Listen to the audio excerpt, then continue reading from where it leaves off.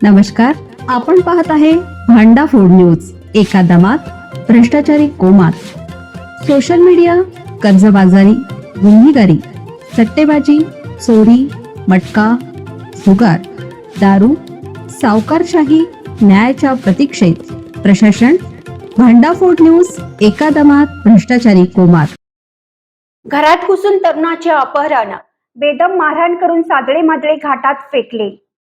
पेठ वडगाव तालुका हातकणंगले येथील एका तरुणाचे घरात अपहरण करून त्याला जीवे मारण्याच्या उद्देशाने बेदम मारहाण केल्याची धक्कादायक घटना उघडकीस आली.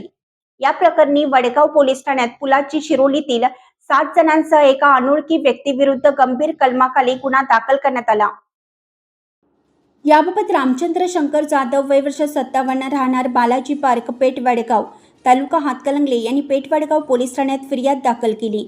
त्यानुसार प्रशांत उबाळे, आदिनाथ नरसिंगे, रोहित शहाजी सातपुते, प्रताप शिवाजी भोरे, अली ताने खान, विशाल कांबळे, अनिकेत कांबळे सर्व राहणार पुलाची शिरोली, तालुका हातकणंगले तसेच एका अनोळखी व्यक्तीविरुद्ध गुन्हा दाखल करण्यात आला.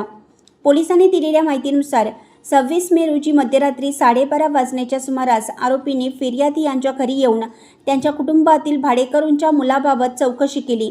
त्यानंतर आरोपींनी फिर्यादी यांची पत्नी आणि मुलगा ऋत्विक यांना धमकावत त्यांचे मोबाईल फोन हिसकावून घेतले. तसेच ऋत्विक जाधव याचे जबरदस्तीनं अपहरण करून त्याला वाहनातून शिरोली तसेच सादळे मादळे तालुका करवीर घाट परिसरात नेण्यात आलं.